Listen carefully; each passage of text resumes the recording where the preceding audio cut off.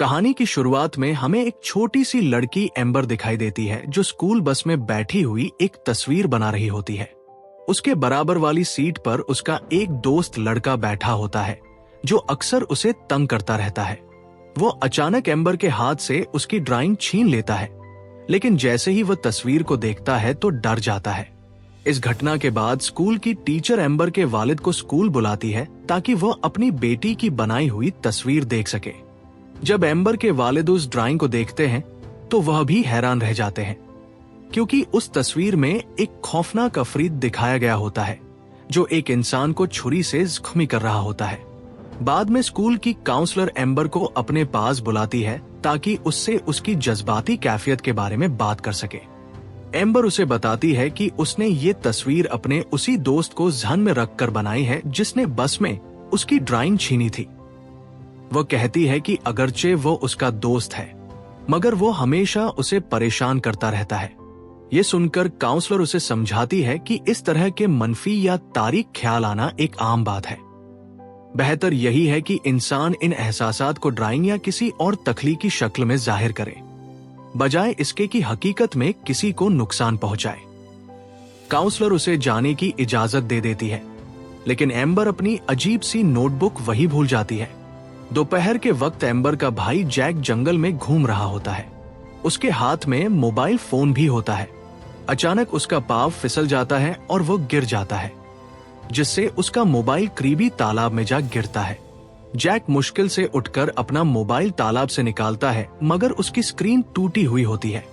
वो वापस जाने का फैसला करता है, लेकिन कुछ लम्हों बाद वो हैरान रह जाता है जब देखता है कि मोबाइल अचानक बिल्कुल ठीक हो गया है। उसी शाम पूरा खानदान घर में इकट्ठा होकर पिज्जा खा रहा होता है।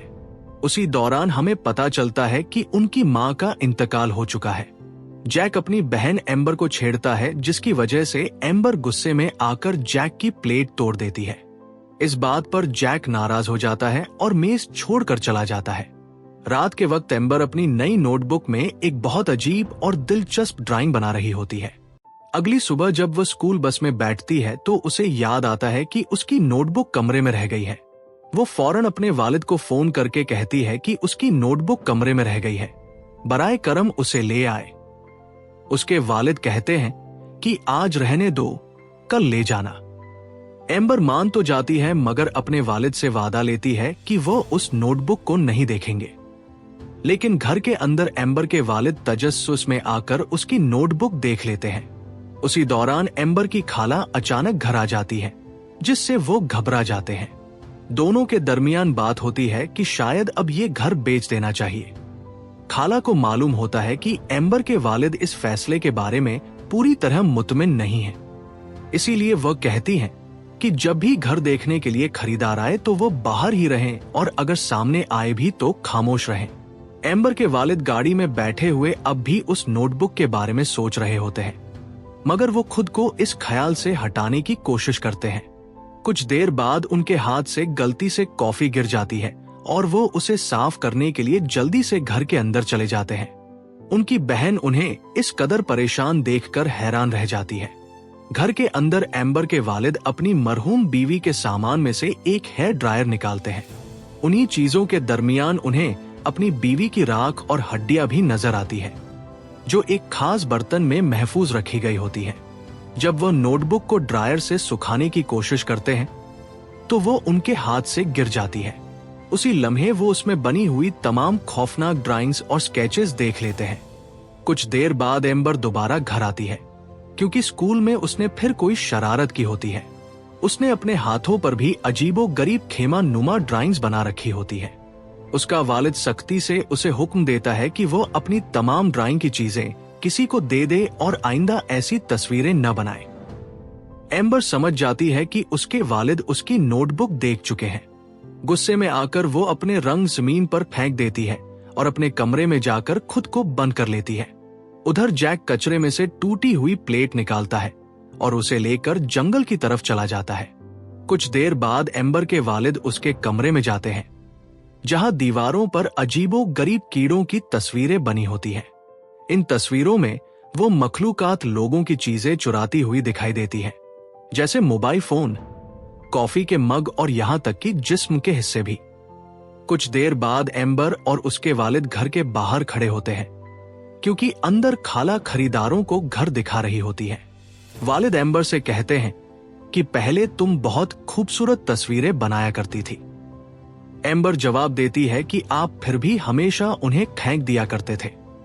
ये सुनकर वालिद फौरन घर के अंदर जाते हैं और एक डिब्बा लेकर बाहर आते हैं, जिसमें एम्बर की वह तमाम ड्राइंग्स महफूज होती है जो उसने कभी अपने वालिद के लिए बनाई थी।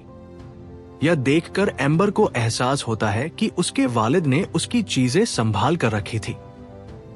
फिर वह उन्हें अपनी नई खौफनाक ड्राइंग दिखाती है, जिसमें एक बड़ा नीला अफरीत बना होता है। वो बताती है कि उसने ऐसे और भी कई अजीब मखलूकात बनाई हैं, जिन्हें वो एडर्स कहती है। उसी दौरान जैक घर वापस आता है। वह प्लेट जो उसने जंगल के तालाब में फेंकी थी अब सही हालत में है।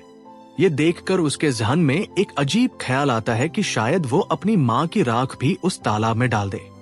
जब वो वहां जाने लगता है तो एम्बर उसे देख लेती है और नोटबुक लेकर उसके पीछे चल पड़ती है।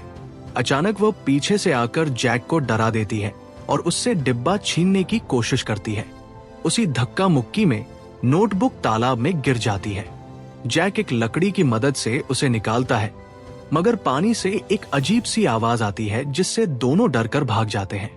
जब वो नोटबुक को देखते हैं तो हैरान रह जाते हैं, क्योंकि उसकी तमाम ड्राइंग्स गायब हो चुकी होती है। उसी लम्हे जंगल के अंदर से एक खौफनाक दहाड़ सुनाई देती है। जैक घबराकर एम्बर से कहता है कि इस बारे में वालिद को कुछ मत बताना। अगली सुबह एक दुकानदार अपनी दुकान में आता है तो देखता है कि ड्राइंग की तमाम किताबें और रंग बिखरे हुए हैं। उसका साथी पुलिस को फोन करने लगता है, लेकिन उसी वक्त उनके पीछे से एक अजीब मखलूक जाहिर होती है। उसे देखकर दुकानदार औरत डरकर भाग जाती है और लड़का भी खौफ से वहां से फरार हो जाता है। वो मखलूक मेज पर चढ़ती है, एक हुडी उठाती है और उसे पहन लेती है। उसी दौरान घर में एम्बर के वालिद जैक को जगाने की कोशिश कर रहे होते हैं। कहानी आगे बढ़ती है और हमें मालूम होता है कि जैक पहले ही जाग चुका था और वह काफी खौफजदा भी नजर आ रहा था। तभी उसके वालिद को पता चलता है कि एम्बर अलमारी के अंदर सो रही थी। एम्बर बताती है कि रात भर कोई खिड़की पर लगातार दस्तक देता रहा था। उसके वालिद जाकर खिड़की चेक करते हैं तो शीशे पर पीले रंग का कोई निशान नजर आता है। वह समझते हैं कि शायद किसी परिंदे की वजह से ऐसा हुआ होगा, इसलिए वह इसे नजरअंदाज कर देते हैं। बाद में जैक एम्बर से कहता है कि वह उसे सब कुछ बताएगा, लेकिन शर्त यह है कि वह खामोश रहे। उसी दौरान उनके वालिद भी यह बात सुन लेते हैं। जब स्कूल बस आती है तो वालिद जैक को रोक कर कहते हैं कि अगर उसे किसी बात की परेशानी है तो वो बेझिझक उन्हें बता सकता है। तब जैक तालाब के बारे में सारी बात बताता है और कहता है कि उस तालाब में जो भी चीज गिरती है वो जिंदा हो जाती है। वह यह भी बताता है कि एम्बर की स्केच बुक भी उसी तालाब में गिरी थी, इसलिए उसकी ड्राइंग्स में बनाए गए अफरीत और मखलूकात अब हकीकत में जिंदा हो चुके हैं। यह सुनकर वालिद को गुस्सा आता है और वह इस बात पर यकीन नहीं करते। जैक उन्हें टूटी हुई प्लेट के बारे में भी बताता है जो तालाब में जाकर ठीक हो गई थी, मगर फिर भी वो उसे गंभीरता से नहीं लेते। जब वालिद खिड़की साफ कर रहे होते हैं तो अचानक जंगल की तरफ से एक अजीब सी आवाज सुनाई देती है। वो घर के अंदर आते हैं और देखते हैं कि उनका कॉफी का मग गायब है। उसी दौरान उनकी बहन घर की सफाई करते हुए देखती है कि उन्होंने अपनी मरहूम बीवी की तमाम तस्वीरें दीवार से हटा दी हैं। फिर जब वालिद सामान लेकर बाहर आते हैं तो उन्हें वो टूटी हुई प्लेट बिल्कुल सही हालत में मिलती है। उधर बस में एम्बर अपने भाई जैक से लगातार उस खौफनाक आवाज के बारे में पूछती रहती है। उसका एक दोस्त चुपके से उनकी बातें सुन रहा होता है। कुछ देर बाद बस अचानक रुक जाती है क्योंकि सड़क पर एक खराब गाड़ी खड़ी होती है और उसके आसपास नीले रंग का अजीब सा मां फैला होता है। इसी दौरान एम्बर को आसमान में उड़ते हुए रंग और क्रेयॉन नजर आते हैं। अचानक पास से एक खौफनाक दहाड़ सुनाई देती है। बस के सामने जमीन से एक नीला दी व्हीकल पाव बाहर निकलता है, फिर दूसरा, और धीरे धीरे एम्बर की बनाई हुई लंबा नीला अफरीत सामने आ जाता है। ड्राइवर घबराकर बस तेजी से भगाने लगता है, मगर अफरीत उनका पीछा करने लगता है। बस उस खराब गाड़ी से टकराकर खेतों में जा गिरती है। तमाम बच्चे तो महफूज रहते हैं, लेकिन उन्हें लगता है कि ड्राइवर मर चुका है। इतने में वह अफरीत बस के पीछे आ जाता है। तमाम बच्चे डर से सीटों के नीचे छिप जाते हैं। एम्बर जैक से कहती है कि ये अफरीत बस के हॉर्न की आवाज से जाग गया था, इसलिए उसे दोबारा सुलाने के लिए म्यूजिक चलाना जरूरी है। जैक ड्राइवर का फोन लेने की कोशिश करता है, लेकिन अफरीत बस को तोड़कर अंदर दाखिल हो जाता है और जैक को पकड़कर बाहर खींच लेता है। उसी लम्हे एक छात्र अपने आईपॉड पर म्यूजिक चला देता है। म्यूजिक सुनते ही अफरीत कांपने लगता है और अचानक जमीन पर गिरकर सो जाता है। तमाम बच्चे तुरंत बस से निकलकर भाग जाते हैं, लेकिन जैसे ही जैक बाहर निकलने लगता है, म्यूजिक बंद हो जाता है और अगला गाना बहुत धीरे शुरू होता है। इस वजह से अफरीत दोबारा जाग जाता है और बच्चे फिर से जान बचाकर भागने लगते हैं। उधर एम्बर के वालिद की गाड़ी के रेडियो पर स्कूल से एक सिग्नल आता है, मगर आवाज साफ नहीं आती। दरअसल यह पैगाम उन्हीं अफरीतों के बारे में होता है। वालिद तुरंत घर के अंदर जाते हैं और अपना फोन तलाश करने लगते हैं। उन्हें जमीन पर बिखरे हुए रंग नजर आते हैं, जो सीधे अलमारी तक जा रहे होते हैं। जब वह अलमारी खोलते हैं तो अंदर उन्हें अपना फोन और कॉफी का मग मिल जाता है। मग के पीछे एक अजीब सा गोल सा जिंदा सा जानदार भी होता है। वो अचानक वालिद पर हमला कर देता है, मगर वालिद बड़ी मुश्किल से उसे नीचे गिराकर प्लेट से मार देते हैं। दूसरी तरफ 4 बच्चे जंगल से भागते हुए निकलते हैं, मगर एम्बर अचानक रुक जाती है क्योंकि उसका वो दोस्त पीछे रह गया था जिसे वो अक्सर नापसंद करती थी। जंगल में उस दोस्त का सामना एक अजीब हरे और पीले रंग की मखलूक से होता है, जो अपने सींगों से रोशनी निकाल रही होती है। अचानक एक बहुत बड़ा अफरीद भी वहां आ जाता है और उस पर हमला करने की कोशिश करता है। लड़के को लगता है कि शायद यह अफरीद अंधा है, क्योंकि उसका पहला हमला नाकाम हो जाता है। लेकिन जब वह दोबारा हमला करने लगता है तो ठीक उसी वक्त उसके दोस्त आकर उसे बचा लेते हैं। इसी दौरान एक और चमकती हुई मखलूक अजीब हरकतें कर रही होती है। जैक उसे उठाकर तालाब के पानी में डाल देता है, जिससे वो तुरंत खत्म हो जाती है।